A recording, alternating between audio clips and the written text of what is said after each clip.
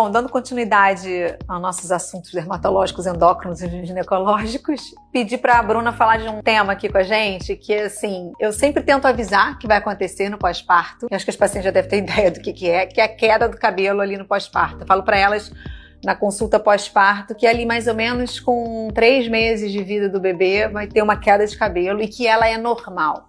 Elas já me olham e já começam a falar assim, não, mas eu já tô tomando biotina, já tô tomando isso, porque já me passaram isso, eu já tô pra evitar isso. Só que a gente sabe que na prática ela vai acontecer. A gente vai ficar de olho se tem alguma coisa a mais, fazendo uma queda acentuada do que deve, com uma dificuldade de crescer. Isso eu aprendi, que tem que ficar feliz quando tem aqueles raizinhos de sol. Eu queria que você falasse pra gente dessa fase específica da gestante, sabe? Eu sei que tem umas que podem, na maioria dos casos a gente vê o cabelo crescer na gravidez, então ela fica super feliz com o cabelo e depois ele mingua no puerpério, né?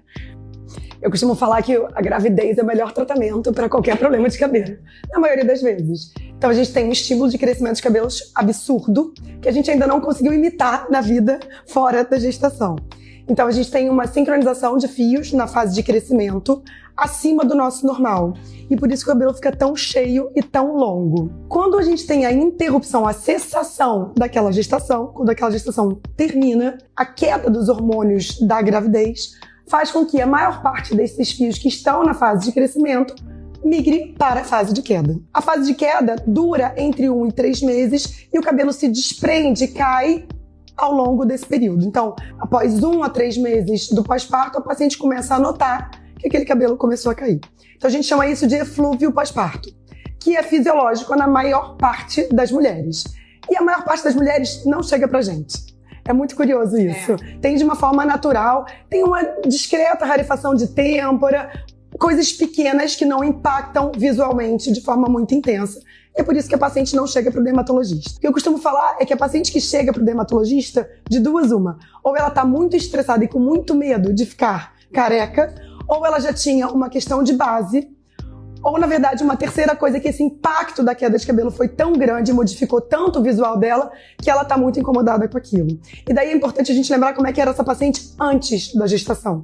Na maior parte das vezes, a gente já tinha uma modificação acontecendo naquele cabelo, uma alopecia androgenética, um eflúvio crônico, alguma coisa diferente acontecendo naquele cabelo, que torna o eflúvio pós-parto mais evidente, pior, e que vai mostrar ali uma transparência que já existia antes. Então é essa paciente que precisa ser abordada em termos terapêuticos. As pacientes que têm um eflúvio leve, que não impactou muito nem no visual, nem no rabo de cavalo, é uma paciente que pode simplesmente ser acompanhada, manter ali uma alimentação saudável, um aporte nutricional muito importante, que é uma fase que você está se dedicando muito ao bebê e perdendo muito, né? Gasto calórico e peso, que é uma coisa que se soma ao eflúvio pós-parto. E aí essa paciente precisa ser bem acompanhada em termos de saúde global. Essa paciente não vai precisar de tratamento na maioria das vezes, porque o eflúvio vai se resolver.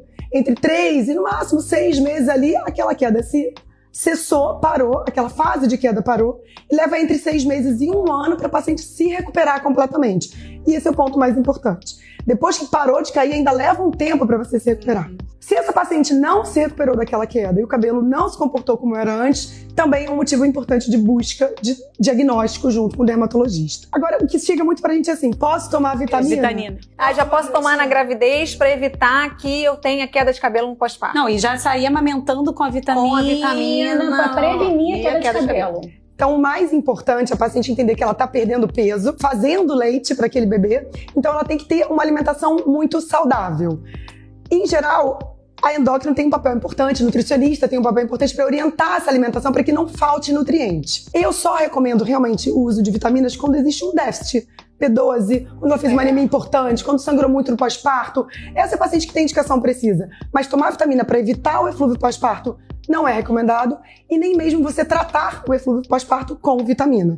Então o seu médico vai saber orientar se você tem uma doença intestinal de base que você não absorve bem, se você tem uma série de coisas que a Joana pode detalhar. Não, acho que fazer uma avaliação nutricional junto com a nutricionista, junto com o endócrino é super importante, né?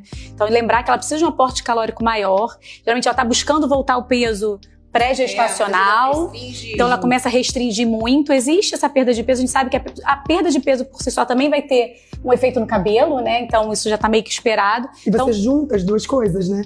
Então você tem uma queda às vezes mais prolongada quando essa perda de peso é muito importante. Exatamente. Então ela orientar que ela vai perder devagar, que ela vai chegar lá e que ela precisa de um aporte nutricional adequado. Então nessa fase ela precisa em geral de umas 500 calorias a mais do que uma dieta habitual, rica em cálcio, rica em ferro, em proteína, em fibra. Então, sem dúvida, fazer uma avaliação nutricional. E é uma fase que, quando tem um eflúvio acima do normal, a gente vai fazer um exame de sangue com essas vitaminas que a gente já falou aqui. Também acho que a gente não precisa fazer vitamina de rotina para ninguém, a gente só vai repor o que precisa. Mas também nessa fase, em geral 2, 3 meses pós-parto, lembrar das doenças tiroidianas. Exato. Então tem uma incidência maior, até 20% em alguns trabalhos. Pode ser um hipertiroidismo transitório, uma tiroidite pós-parto, que a gente chama. Tem um papel autoimune, então depois que nasce, pode ter uma recrudescência de algum anticorpo, de alguma doença autoimune, e ela pode fazer tanto hiper quanto hipotiroidismo. Ou seja, ela precisa de uma avaliação endocrinológica com exame de sangue completo para avaliar e tratar essa gestante para que o eflúvio não seja tão significativo para o dia a dia dela, né? Sem dúvida. E se ela tem uma doença mesmo do couro cabeludo, uma alopecia androgenética, um eflúvio crônico, uma alopecia cicatricial, mesmo que antes da gestação, a gente tem ferramentas para tratar durante a amamentação e algumas pequenas para tratar durante a gestação. Então é importante o acompanhamento do dermatologista para isso. Gente, eu acho que tem muita coisa também de gestante, mas eu acho que pelo que eu vejo no consultório, assim, é o que mais me preocupa. De modo geral, eu falo exatamente isso. Falo assim, ó, se preocupar, vai cair, tá nascendo arrepiadinho, que a Bruna fala, e a gente está acostumado com o nosso volume de rabo de cavalo. 1 ano. Né? Então, quando a gente perde aquele volume, a gente vai ficar de olho se está crescendo.